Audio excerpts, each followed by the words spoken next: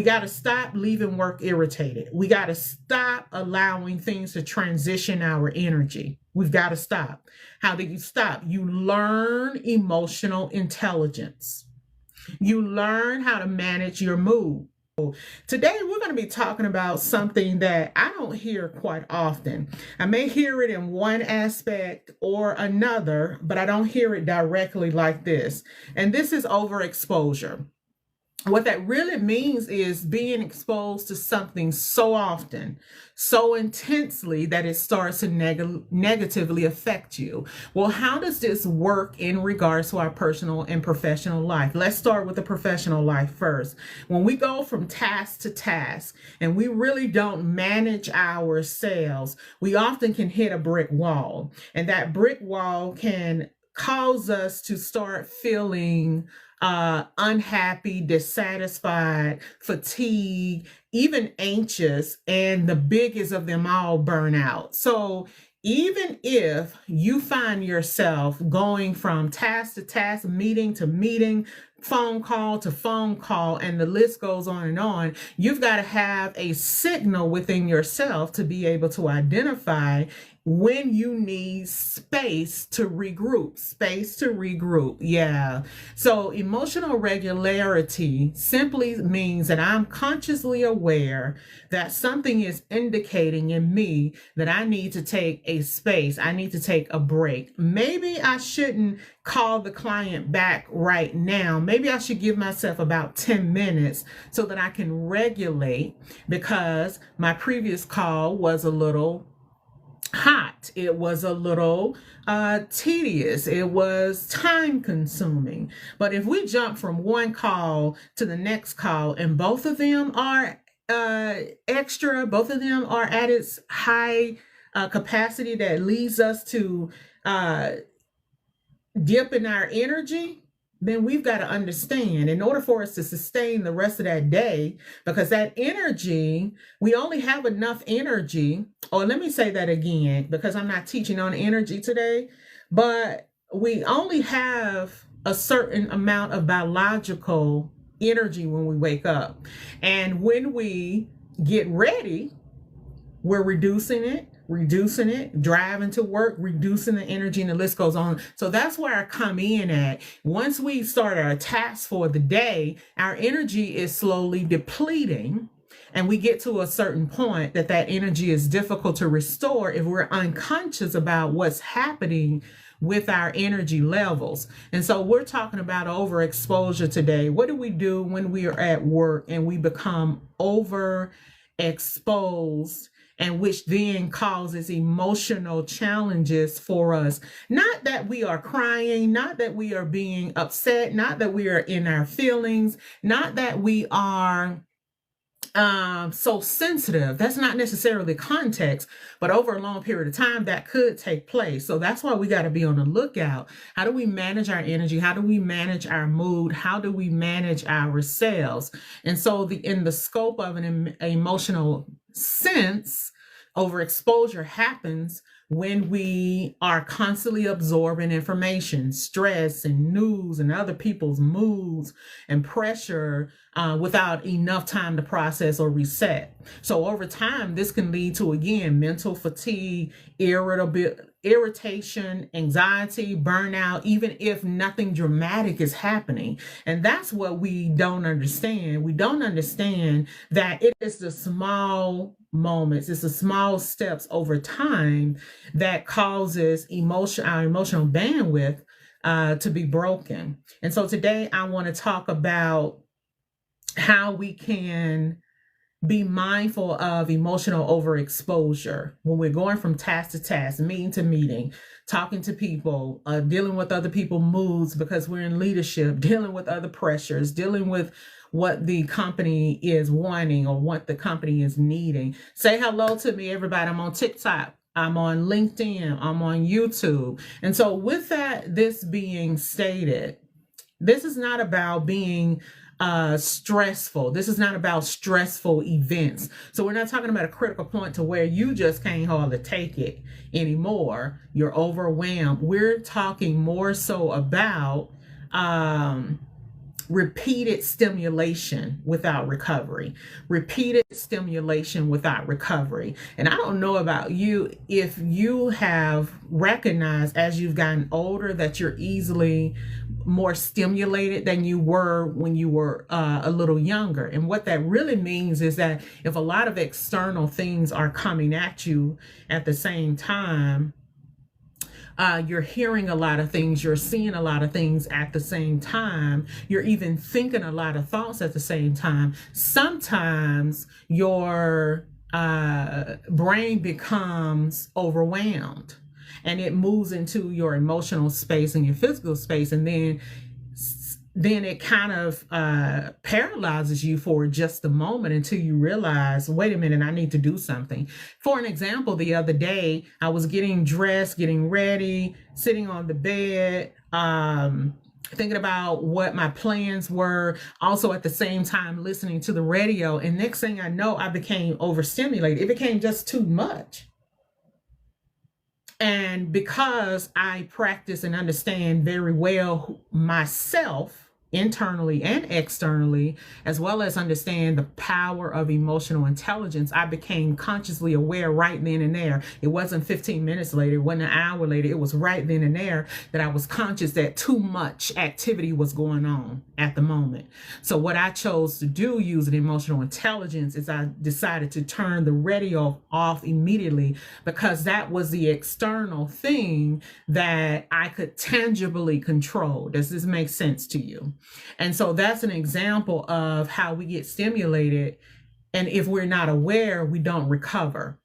But when we are aware, we can immediately recover. And that is the power, y'all. That's the power of emotional intelligence. The ability for me to be consciously aware of the room, of the situation. I may not know all of the components, but I can read the room. I can understand the silent messages. That's the power of emotional intelligence. And so if I was to break this down, the meaning of overexposure, I would say it's having too much of something for too long. Just putting it in a baby terms. Like, for an example, again, if music is playing right loud all day and you never get a quiet moment, your ears and your brain will feel tired. Okay? Let me put it another way. Or if someone keeps talking to you nonstop and you never get a chance to turn and rest, or rather, you never get a chance or a turn to rest, you're going to feel worn out. Who gets worn out after conversing with somebody? Throw an emoji out there.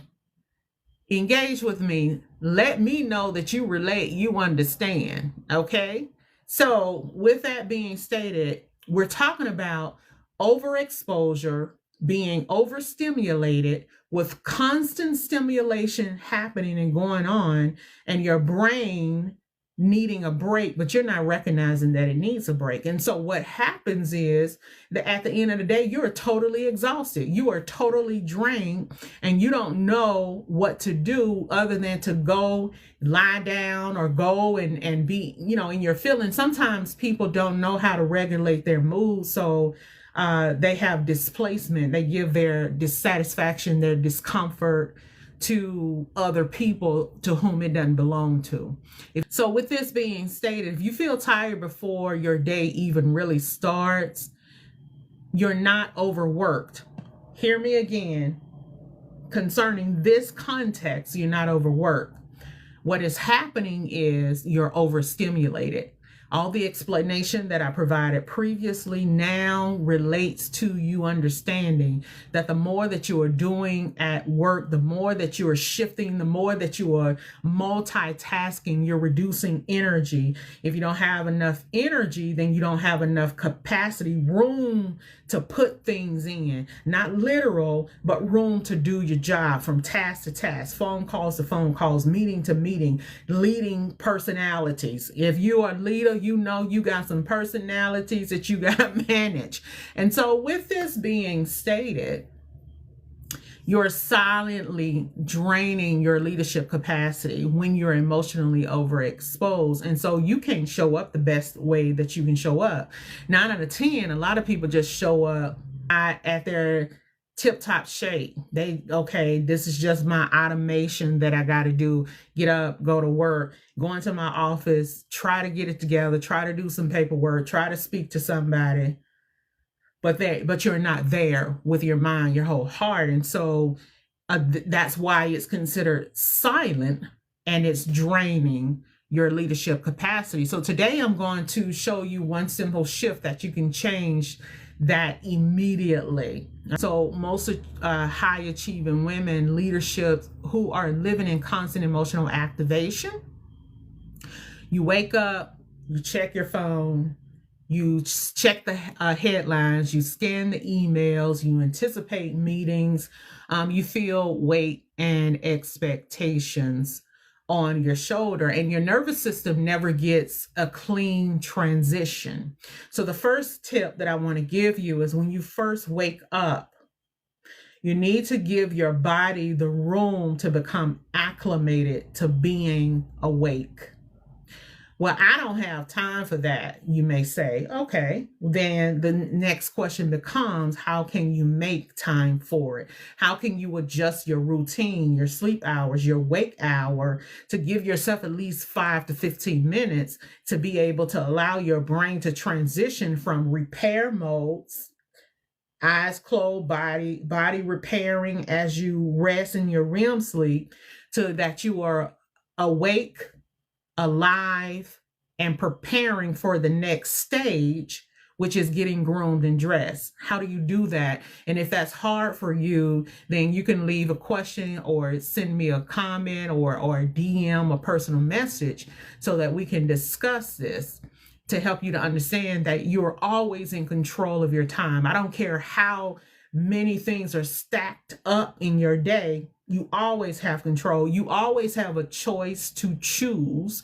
You just have to be emotionally intelligent, aware of how to strategize to be able to get what you need and to put what in your life that you need.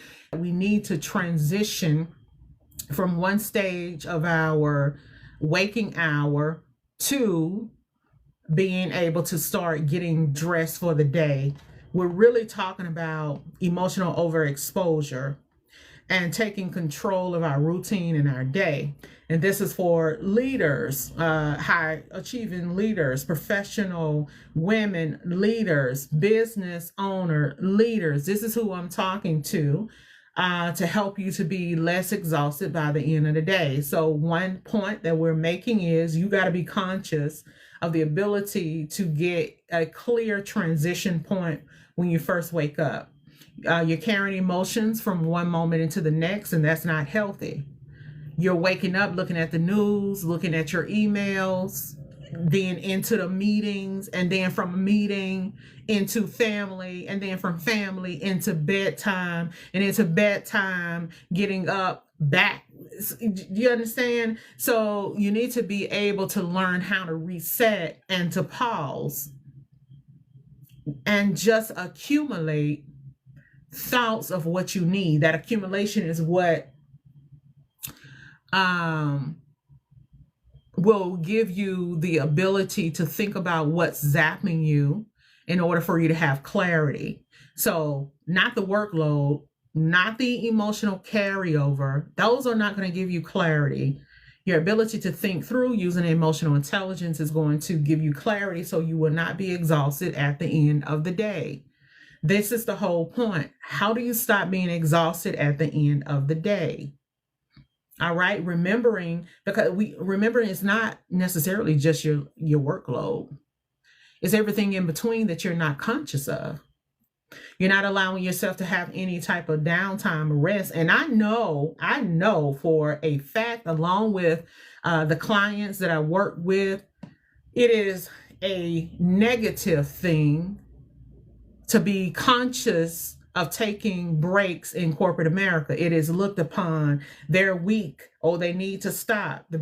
That's a hot mess, and that is a lie. You are human, and you have to be intentional about maintaining your human abilities to then recalibrate through breaks to restore energy that's already been depleted.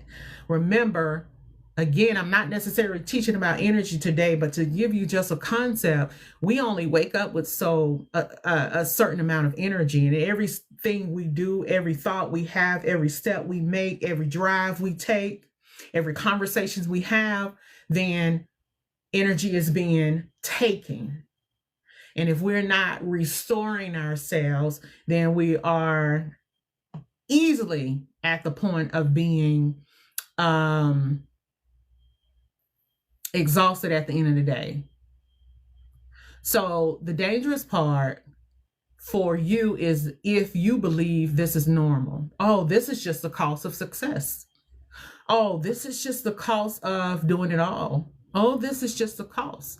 Well, no, we've got to identify some additional thinking. We've got to alter our thinking because this is not leadership. This is just responsibility. These are the thoughts that people have to be able to justify that they need to just keep going.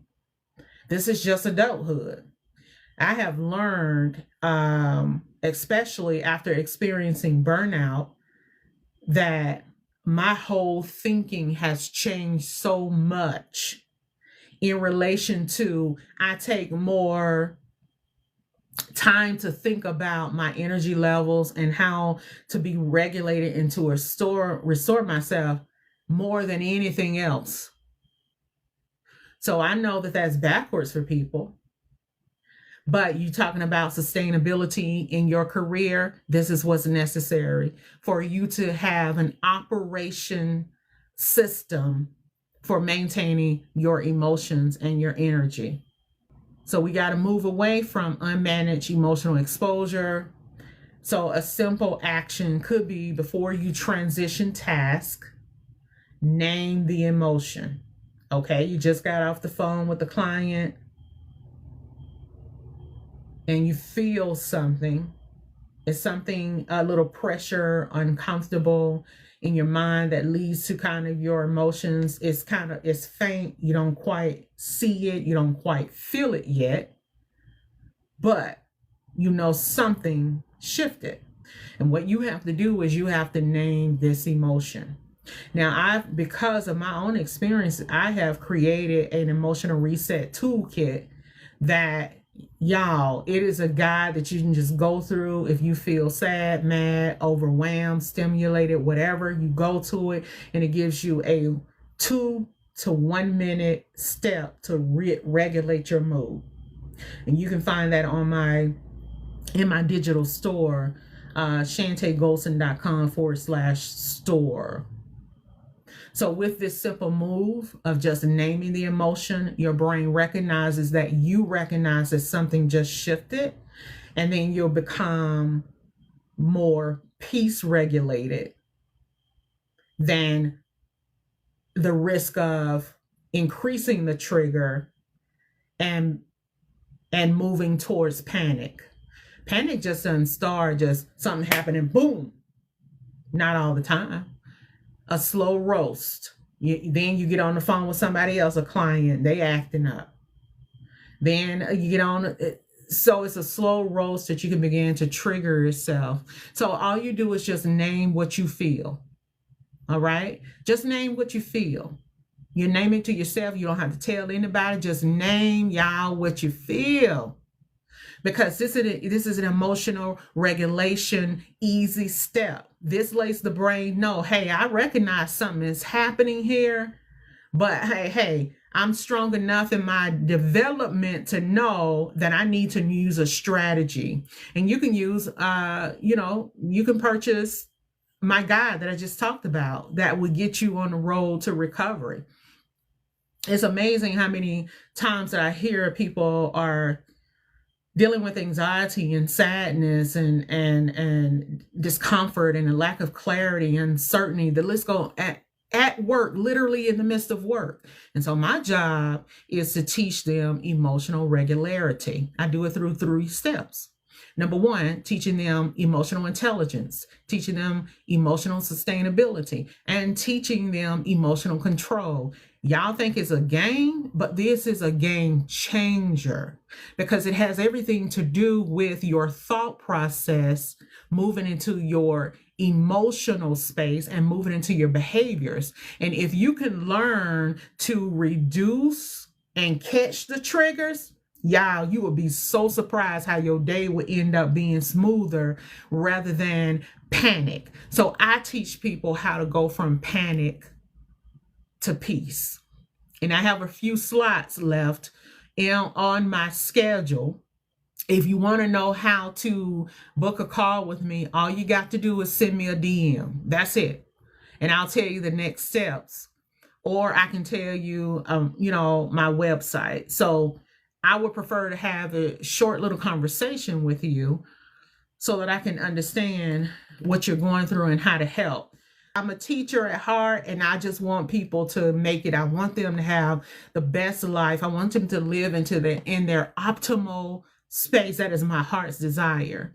And so if you got a few more minutes, then I'll keep going. If you want to drop off, then I understand. Because we need help, y'all. Us as leaders, we're so taught, not necessarily just by external, but we teach ourselves how to be tough. We teach ourselves how not to let things bother us. But you are a human being and you need to let it go. You have the same issues that other people have. You just have learned to conceal them, control them, to suppress them. But that is dangerous, y'all. That's dangerous. And so I teach people how to deal with things as they come, how to navigate challenges so that won't be hindered. They can deal with it, strategize towards, reduce the problem, and move forward, y'all. I have been teaching for 30 years and I have it down packed to when people work with me for a period of time, once I get them to understand the concepts, man, they can shift their trajectory of their thinking and their feeling in 5 minutes. And I think it's dope that we can acknowledge that we're not always there and we want to do better. We want to show up in our career better, our family better, show up for us better. I think that's dope rather than suppressing and trying to make everybody think everything's all right. No, it's not everybody's problem what we're going through. Absolutely not. But if we are not in tune with ourselves, man, that's dangerous. Okay? Unmanaged emotional exposure. Right. So, tip number 1, name it. And before you open the next email, you need to say to yourself what your truth is. I feel pressured right now.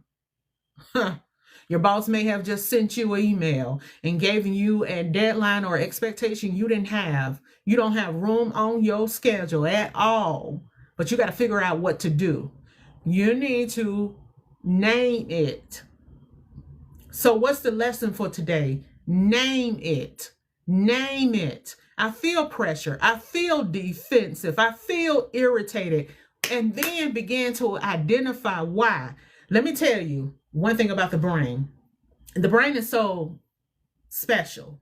It's such a mature organism of who we are as a human, that it can tell you things as it's happening before you even show up because of its memory, its understanding of how you operate and think. And so when things come to you, when you feel feelings, when you have thoughts, you need to start paying attention to those. You need to start thinking about what you're thinking about.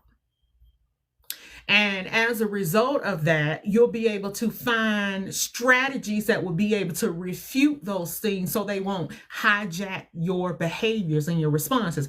Well, you may say, well, I'm not a type of person that go off the hinges or go off on people. I was about to go country on y'all. Honey. Responses and behaviors can be internal too. What's an example of that? When you start having chatter in the back of your mind and it start being negative. I can't do this. Negative conversation. Negative conversation began to spiral over into negative feelings. and then again back to a negative response or behavior. When we name it, then you separate it. When you name it, you separate it. When you name it, you separate it. You move from I'm overwhelmed to I'm experiencing overwhelm to being able to strategize how to get rid of it. And that's the power, y'all, of emotional intelligence. Man, that's the power. It's something else. It's big to learn. It's simple to learn. The practice of it can be tedious, but once you learn, I mean, just like that, you can regulate your mood. You'll understand yourself. And that's exactly what I teach for high professional women. I have male clients as well, but this is what I teach. And so then this makes you show up better for your life. This makes you show up more energetic. This makes you show up more happier. I'm not just talking about this stuff just to talk about it. This stuff works and it's relevant to how you show up for your life. Leadership is much more than having a certain business acumen or skill. It goes deeper into that. What about the emotional skills? What about the mental skills? People, you don't think about that. But that's relevant because you have connection with people, and people causes challenges for people, and you don't know how to regulate your mood, then you're going to feel pressured all the time. And being a leader, being over people, having to give them direction and order for the sake of the company or to be for your own company or leadership, and you don't have it together. We got to stop leaving work irritated. We got to stop allowing things to transition our energy. We've got to stop. How do you stop? You learn emotional intelligence. You learn how to manage your mood. And again, on my website, www.shantaegolson.com/store, the very first digital product that I created first for myself, and now I'm opening up to share, is a guide that helps you to move from your panic place, your problem place, your overwhelmed moment, and give you a strategy that regulates your mood within 60 seconds. Now, this is coming from my expertise of 30 years, y'all. You're not talking to somebody who is just talking. I'm a licensed medical provider. I'm a leadership advisor. And I'm giving you this for free because my heart is for people to heal and to be happy and to be satisfied in life, because we got so much that can try to get us down. But if we are learning to be smart with our emotions, we can overcome. That's why I'm here. So the small shift can make a difference. I don't want to overwhelm you or say too much. If you need support, reach out, DM me. I help professional women learn to regulate their emotions so that they can have the bandwidth to be able to stand at work, stand in the home, stand in the community. That is my one job. I teach through 3 elements: emotional intelligence, emotional sustainability, and emotional control.